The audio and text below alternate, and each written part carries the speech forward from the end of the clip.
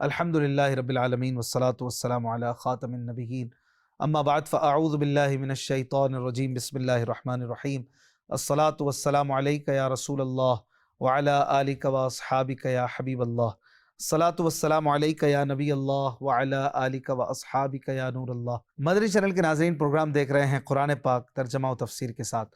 الحمدللہ ہم ترتیب وار قرآن کی آیتیں، اس کا ترجمہ، تفسیر وغیرہ صراط الجنان کتاب سے سن رہے ہیں۔ اللہ پاک قرآن کے حق کو حق جاننے، اس پر عمل کرنے، باطل کو باطل سمجھنے اور اس سے بچنے کی توفیق عطا فرمائے۔ نبی کریم صلی اللہ علیہ وآلہ وسلم پر درود و سلام پڑھنے کے بہت سے فوائد و فضائل ہیں۔ خود ارشاد فرماتے ہیں کہ تم مجھ پر درود پڑھو، اللہ تم پر رحمت بھیجے گا۔ صلو علی الحبیب صلی اللہ علی محمد صلی اللہ علیہ وآلہ وسلم۔ سورہ اعراف کا درس جاری تھا۔ آیت نمبر 28 سے آج ہم اپنے درس کو آگے بڑھائیں گے۔ اعوذ باللہ من الشیطان الرجیم بسم اللہ الرحمن الرحیم۔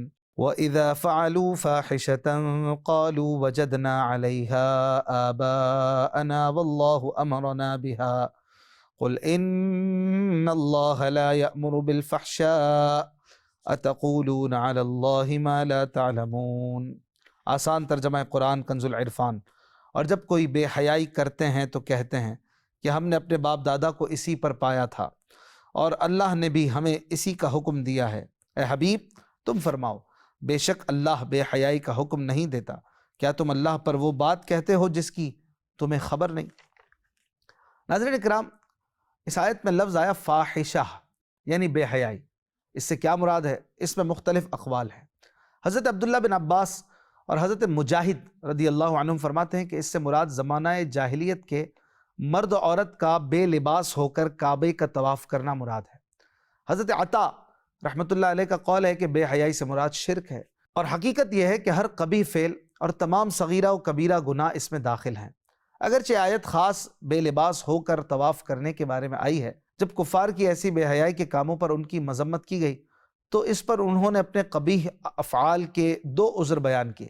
ایک تو یہ کہ انہوں نے اپنے باپ دادا کو یہی کام کرتے پایا، لہٰذا یہ بھی ان کی اتباع کرتے ہیں۔ اس عذر کا بار بار قرآن میں رد کر دیا گیا کہ یہ اتباع تو جاہل و بدکار کی اتباع ہوئی اور یہ کسی صاحب عقل کے نزدیک جائز نہیں۔ اتباع تو اہل علم و تقویٰ کی جاتی ہے، نہ کہ جاہل گمراہ کی۔ پھر ان کا دوسرا عذر یہ تھا کہ انہیں اللہ پاک نے ان کاموں کے کرنے کا حکم دیا ہے۔ یہ محض بہتان اور افتراء تھا، چنانچہ اللہ پاک نے اس کا رد فرمایا اور فرمایا کہ حبیب صلی اللہ علیہ وآلہ وسلم، تم جواب میں فرماؤ، بے شک اللہ پاک بے حیائی کا حکم نہیں دیتا۔ کیا تم اللہ پاک پر وہ بات کہتے ہو جس کی تمہیں خبر نہیں؟ اللہ پاک نے بے حیائی کا نہیں بلکہ ان چیزوں کا حکم دیا ہے جو مزید پھر اگلی آیت میں آ رہی ہیں۔ اللہ پاک نے فرمایا قُلْ أَمَرَ رَبِّي بِالْقِسْطِ وَأَقِيمُوا وُجُوهَكُمْ عِنْدَ كُلِّ مَسْجِدٍ وَادْعُوهُ مُخْلِصِينَ لَهُ الدِّينَ كَمَا بَدَأَكُمْ تَعُودُونَ۔ آسان ترجمہ قرآن کنز العرفان۔ تم فرماؤ، میرے رب نے عدل کا حکم دیا ہے، اور یہ کہ ہر نماز کے وقت تم اپنے منہ سیدھے کرو اور عبادت کو اسی کے لیے خالص کر کے اس کی بندگی کرو۔ اس نے جیسے تمہیں پیدا کیا ہے ویسے ہی تم پلٹو گے۔ ناظرین کرام، اس آیت مبارکہ میں اللہ پاک نے اب ان باتوں کا حکم دیا جو وہ چاہتا ہے۔ سب سے پہلے تو اللہ پاک نے فرمایا کہ قسط یعنی عدل یہ کرو، اور قسط کے اور بھی کئی معنی ہیں۔ ایک تو معنی ہے حصہ، ایک ہے عدل و انصاف، ایک معنی ہے ظلم، ایک ہے درمیانی چیز یعنی جس میں افراط و تفریط یعنی کمی و زیادتی نہ ہو۔ اکثر مفسرین کے نزدیک یہاں آیت میں قسط عدل و انصاف کے معنی میں ہے، اور یہ لفظ بہت سی چیزوں کو شامل ہے۔ عقائد میں عدل و انصاف کرنا، عبادات میں عدل کرنا، معاملات میں عدل کرنا، بادشاہ کا عدل کرنا، فقیر کا انصاف کرنا، اپنی اولاد، رشتہ داروں اور اپنے نفس کے معاملے میں عدل کرنا، یہ سب اس میں داخل ہے۔ پھر اس آیت میں فرمایا اور تم اپنے منہ سیدھے کرو۔ مفسرین نے اس آیت کے مختلف معنی بیان فرمائے ہیں۔ امام مجاہد اور مفسر سدی کا قول ہے کہ اس آیت کا معنی یہ ہے کہ تم جہاں بھی ہو نماز کے وقت اپنے چہرے کعبے کی طرف کر لو۔ امام ضحاک رحمۃ اللہ علیہ فرماتے ہیں اس کا معنی یہ ہے کہ جب نماز کا وقت آئے اور تم مسجد کے پاس ہو تو مسجد میں نماز کے لیے آ جاؤ، اور تم میں سے کوئی یہ نہ کہے کہ میں اپنی مسجد میں یا اپنی قوم کی مسجد میں نماز ادا کروں گا۔ اور ایک قول یہ ہے کہ اس کا معنی یہ ہے کہ تم اپنے سجدے خالص اللہ کے لیے کرو۔ پھر مزید فرمایا مخلصین لہ الدین، خالص اس کے بندے ہو کر، یعنی اللہ پاک کی عبادت میں اخلاص پیدا کرو۔ اور اخلاص کا معنی یہ ہے کہ اللہ پاک کی عبادت سے صرف اس کی رضا حاصل کرنے کی نیت کی جائے اور اس کے حکم کو پورا کرنے کی نیت کی جائے، اس میں کسی کو دکھانے یا سنانے کی نیت نہ ہو اور کوئی بھی اس عمل میں شریک نہ ہو۔ امام راغب اصفہانی رحمۃ اللہ علیہ فرماتے ہیں اخلاص کی حقیقت یہ ہے کہ بندہ اللہ پاک کی عبادت اور اس کی رضا حاصل کرنے کے علاوہ ہر ایک کی عبادت کرنے سے بری ہو جائے۔ کثیر احادیث میں اخلاص کے ساتھ عمل کرنے کے فضائل بھی بیان ہوئے ہیں، چنانچہ حضرت عبداللہ ابن مسعود رضی اللہ عنہ سے روایت ہے، نبی اکرم صلی اللہ علیہ وآلہ وسلم نے فرمایا جس مسلمان میں یہ 3 باتیں ہوں اس کے دل میں کبھی کھوٹ نہ ہوگا۔ نمبر 1، اس کا عمل خالص اللہ پاک کے لیے ہو۔ نمبر 2، وہ ائمہ مسلمین کے لیے خیرخواہی کرے۔ نمبر 3، مسلمانوں کی جماعت کو لازم پکڑ لے۔ حضرت سعد رضی اللہ عنہ سے روایت ہے، سرکار مدینہ صلی اللہ علیہ وآلہ وسلم نے فرمایا اللہ پاک اس امت کے کمزور لوگوں کی دعاؤں، ان کی نمازوں اور ان کے اخلاص کی وجہ سے اس امت کی مدد فرماتا ہے۔ حضرت معاذ بن جبل رضی اللہ عنہ کو جب تاجدار رسالت صلی اللہ علیہ وآلہ وسلم نے یمن کی طرف بھیجا تو انہوں نے عرض کیا رسول اللہ صلی اللہ علیہ وآلہ وسلم مجھے کوئی وصیت کیجیے۔ رسول اللہ صلی اللہ علیہ وآلہ وسلم نے فرمایا اپنے دین میں اخلاص رکھو، تمہارا تھوڑا عمل بھی کافی ہو جائے گا۔ اسی طرح اخلاص چھوڑنا یہ بھی بہت بری بات ہے، دکھاوا کرنا یہ بہت غلط بات ہے، اور اس کے متعلق بھی احادیث مبارکہ ہیں۔ چنانچہ حضرت ابو ہریرہ رضی اللہ عنہ سے روایت ہے، نبی پاک صلی اللہ علیہ وآلہ وسلم نے فرمایا اللہ پاک ارشاد فرماتا ہے میں شریک سے بے نیاز ہوں، جس شخص نے کسی عمل میں میرے ساتھ میرے غیر کو شریک کیا میں اسے اور اس کے شرک کو چھوڑ دیتا ہوں۔ حضرت انس بن مالک رضی اللہ عنہ سے روایت ہے، رسول اللہ صلی اللہ علیہ وآلہ وسلم نے فرمایا قیامت کے دن مہر لگے ہوئے نامہ اعمال لائے جائیں گے، اللہ پاک ارشاد فرمائے گا اس اعمال نامے کو قبول کر لو اور اس اعمال نامے کو چھوڑ دو۔ فرشتے عرض کریں گے تیری عزت کی قسم ہم نے وہی لکھا ہے جو اس نے عمل کیا۔ اللہ پاک ارشاد فرمائے گا تم نے سچ کہا مگر اس کا عمل میری ذات کے لیے نہ تھا، آج میں صرف اسی عمل کو قبول کروں گا جو میری ذات کے لیے کیا گیا ہوگا۔ اللہ اکبر۔ حضرت ابو ہریرہ رضی اللہ عنہ سے روایت ہے، سید المرسلین صلی اللہ علیہ وآلہ وسلم نے فرمایا قیامت کے دن سب سے پہلے ایک شہید کا فیصلہ ہوگا، جب اسے لایا جائے گا تو اللہ پاک اسے اپنی نعمتیں یاد دلائے گا، وہ ان نعمتوں کا اقرار کرے گا، پھر اللہ پاک ارشاد فرمائے گا تو نے ان نعمتوں کے بدلے میں کیا عمل کیا؟ وہ عرض کرے گا میں نے تیری راہ میں جہاد کیا یہاں تک کہ شہید ہو گیا۔ اللہ پاک فرمائے گا تو جھوٹا ہے، تو نے جہاد اس لیے کیا تھا کہ تجھے بہادر کہا جائے اور وہ تجھے کہہ لیا گیا۔ پھر اس کے بارے میں جہنم میں جانے کا حکم دے دیا جائے گا تو اسے منہ کے بل گھسیٹ کر جہنم میں ڈال دیا جائے گا۔ پھر اس شخص کو لایا جائے گا جس نے علم سیکھا، سکھایا اور قرآن پڑھا، وہ آئے گا تو اللہ پاک اسے بھی اپنی نعمتیں یاد دلائے گا، وہ اپنی نعمتوں کا اقرار بھی کرے گا۔ پھر اللہ پاک اس سے پوچھے گا کہ تو نے ان نعمتوں کے بدلے میں کیا کیا؟ وہ عرض کرے گا میں نے علم سیکھا، علم سکھایا اور تیرے لیے قرآن کریم پڑھا۔ اللہ پاک فرمائے گا تو جھوٹا ہے، تو نے اس لیے علم سیکھا تاکہ تجھے عالم کہا جائے اور قرآن پاک اس لیے پڑھا کہ تجھے قاری کہا جائے اور وہ تجھے کہہ لیا گیا۔ پھر اسے بھی جہنم میں ڈالنے کا حکم ہوگا تو منہ کے بل گھسیٹ کر جہنم میں اسے ڈال دیا جائے گا۔ پھر ایک مالدار شخص کو لایا جائے گا جسے اللہ پاک نے ہر طرح کا مال عطا فرمایا تھا، اسے لا کر نعمتیں یاد دلائی جائیں گی تو وہ بھی ان نعمتوں کا اقرار کرے گا۔ اللہ پاک ارشاد فرمائے گا تو نے ان نعمتوں کے بدلے میں کیا کیا؟ وہ کہے گا میں نے تیری راہ میں جہاں ضرورت پڑی وہاں خرچ کیا۔ اللہ پاک فرمائے گا تو جھوٹا ہے، تو نے یہ سخاوت اس لیے کی تھی کہ تجھے سخی کہا جائے اور وہ کہہ لیا گیا۔ پھر اس کے بارے میں جہنم کا حکم ہوگا تو اسے بھی منہ کے بل گھسیٹ کر جہنم میں ڈال دیا جائے گا۔ اللہ اکبر۔ اللہ تعالی ہمیں مخلص بنائے۔ اخلاص کو چھوڑنا اور ریاکاری کرنا یہ بہت ہی خطرناک عمل ہے، اللہ ہمیں محفوظ فرمائے۔ پھر مزید اس آیت میں اللہ پاک نے فرمایا کما بدأکم تعودون، جیسے تمہیں اس نے پیدا فرمایا تھا تم ویسے ہی پلٹو گے۔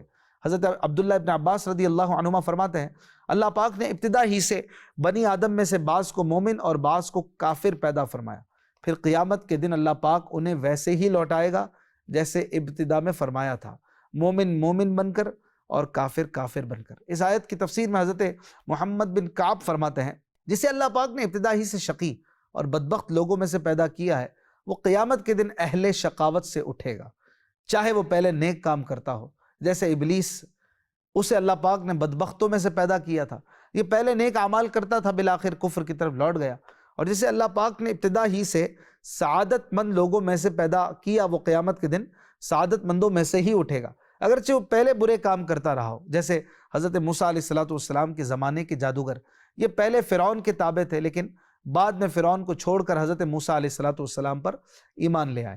اور اس آیت کی ایک تفسیر یہ بھی کی گئی ہے کہ جس طرح انسان ماں کے پیٹ سے بے لباس پیدا کیے گئے، بے ختنہ پیدا ہوئے، اسی طرح قیامت کے دن بھی اسی طرح اٹھائے جائیں گے۔ حضرت عبداللہ ابن عباس رضی اللہ عنہما سے روایت ہے، نبی کریم صلی اللہ علیہ وآلہ وسلم نے فرمایا، قیامت میں تم ننگے پاؤں، ننگے بدن اور ختنہ کے بغیر اٹھائے جاؤ گے۔ مزید آگے اللہ پاک فرماتا ہے، فریقا ہدا وفریقا حق علیہم الضلالہ انہم اتخذوا الشیاطین اولیاء من دون اللہ ویحسبون انہم مہتدون۔ آسان ترجمہ قرآن کنز العرفان۔ ایک گروہ کو ہدایت دی اور ایک فرقے پر گمراہی ثابت ہو گئی، انہوں نے اللہ کو چھوڑ کر شیطانوں کو دوست بنا لیا ہے اور سمجھتے یہ ہیں کہ یہ ہدایت یافتہ ہیں۔ ناظرین اکرام، یہاں پر فرمایا گیا فریقاً ہدا، ایک گروہ کو ہدایت دی، یعنی تمام کے تمام لوگ ایمان نہ لائیں گے۔ کچھ ایسے ہیں جنہیں اللہ پاک نے ایمان اور معرفت عطا فرمائی اور اس کی ہدایت دی اور انہیں اطاعت اور عبادت کی توفیق دی۔ ان کے بالمقابل کچھ لوگ ایسے ہیں جو گمراہ ہوئے اور یہ کفار ہیں، انہوں نے اللہ پاک کو چھوڑ کر شیطانوں کو دوست بنا لیا ہے۔ شیطانوں کو دوست بنانے کا مطلب یہ ہے کہ ان کی بات مانی جائے، ان کی اطاعت کی جائے، ان کے کہے پر چلا جائے، ان کے حکم سے کفر و معاصی کو اختیار کیا جائے، اور اس کے باوجود وہ یہ سمجھیں کہ ہم ہدایت یافتہ ہیں۔ عمومی گمراہی سے بدتر گمراہی یہ ہوتی ہے کہ آدمی گمراہ ہونے کے باوجود خود کو ہدایت پر سمجھے۔ اگلی آیت میں اللہ پاک فرماتا ہے، یا بنی آدم خذوا زینتکم عند کل مسجد وکلوا واشربوا ولا تسرفوا انہ لا یحب المسرفین۔ آسان ترجمہ قرآن کنز العرفان۔ اے آدم کی اولاد، ہر نماز کے وقت اپنی زینت لے لو اور کھاؤ اور پیو اور حد سے نہ بڑھو، بے شک وہ حد سے بڑھنے والوں کو پسند نہیں فرماتا۔ ناظرین اکرام، اس آیت میں فرمایا خذوا زینتکم، یعنی نماز کے وقت صرف ستر عورت کے لیے کفایت کرنے والا لباس ہی نہ پہنو، بلکہ اس کے ساتھ وہ لباس زینت والا بھی ہو، یعنی عمدہ لباس میں اپنے رب کے حضور حاضری دو۔ ایک قول یہ ہے کہ خوشبو لگانا زینت میں داخل ہے، یعنی نماز کے لیے ان چیزوں کا بھی اہتمام رکھو۔ سنت یہ ہے کہ آدمی بہتر حیت کے ساتھ نماز کے لیے حاضر ہو، کیونکہ نماز میں رب سے مناجات ہے تو اس کے لیے زینت کرنا اور عطر لگانا مستحب ہے، جیسا کہ ستر عورت اور طہارت لازم ہے۔ اس آیت میں ستر چھپانے اور کپڑے پہننے کا حکم دیا گیا ہے، اور اس میں دلیل ہے کہ ستر عورت یعنی جسم کو چھپانا نماز، طواف بلکہ ہر حال میں واجب ہے۔ اور یہ بھی پتہ چلا کہ نماز جہاں تک ہو سکے اچھے لباس میں پڑھی جائے اور مسجد میں اچھی حالت میں آیا جائے، بدبودار کپڑے، بدبودار منہ لے کر مسجد میں نہ آیا جائے، اور ایسے ہی بے لباس مسجد میں داخل نہ ہوا جائے۔ حضرت ابو سعید خدری رضی اللہ عنہ سے روایت ہے، رسول پاک صلی اللہ علیہ وآلہ وسلم نے فرمایا، جو مسجد سے اذیت کی چیز نکالے اللہ پاک اس کے لیے جنت میں ایک گھر بنائے گا۔ حضرت واصلہ بن اسقع رضی اللہ عنہ سے روایت ہے، تاجدار مدینہ صلی اللہ علیہ وآلہ وسلم نے فرمایا، مساجد کو بچوں اور پاگلوں، خرید و فروخت اور جھگڑے، آواز بلند کرنے، حدود قائم کرنے اور تلوار کھینچنے سے بچاؤ۔ حضرت ابو ہریرہ رضی اللہ عنہ سے روایت ہے، رسول اللہ صلی اللہ علیہ وآلہ وسلم نے فرمایا، جو کسی کو مسجد میں بآواز بلند گمشدہ چیز ڈھونڈتے سنے تو کہے، اللہ پاک وہ گمشدہ شے تجھے نہ ملائے، کیونکہ مسجد اس کام کے لیے نہیں بنائی گئی۔ امام اعظم ابو حنیفہ رحمۃ اللہ تعالی علیہ نماز تہجد کے لیے بڑے ہی قیمتی لباس کو پہنا کرتے تھے، بیش قیمت قمیص، پاجامہ، امامہ اور اچھی چادر پہنا کرتے تھے، جس کی قیمت تقریباً 1500 درہم کے قریب ہوتی۔ آپ رحمۃ اللہ تعالی علیہ ہر رات تہجد ایسے لباس میں پڑھتے تھے اور فرماتے تھے کہ ہم جب لوگوں سے اچھے لباس میں ملتے ہیں تو اللہ پاک سے بھی اعلیٰ لباس میں ملاقات کیوں نہ کریں۔ مزید اس آیت میں فرمایا، وَكُلُوا وَاشْرَبُوا، کھاؤ اور پیو۔ کلبی کا قول ہے کہ بنی عامر زمانہ حج میں اپنی خوراک بہت ہی کم کر دیتے تھے اور گوشت اور چکنائی تو بالکل کھاتے ہی نہ تھے، اور اس کو حج کی تعظیم جانتے تھے۔ مسلمانوں نے انہیں دیکھ کر عرض کیا، یا رسول اللہ صلی اللہ علیہ وآلہ وسلم، ہمیں ایسا کرنے کا زیادہ حق ہے۔ اس پر یہ آیت نازل ہوئی کہ کھاؤ اور پیو، خواہ وہ گوشت ہو، چکنائی ہو، کھاؤ اور اسراف نہ کرو۔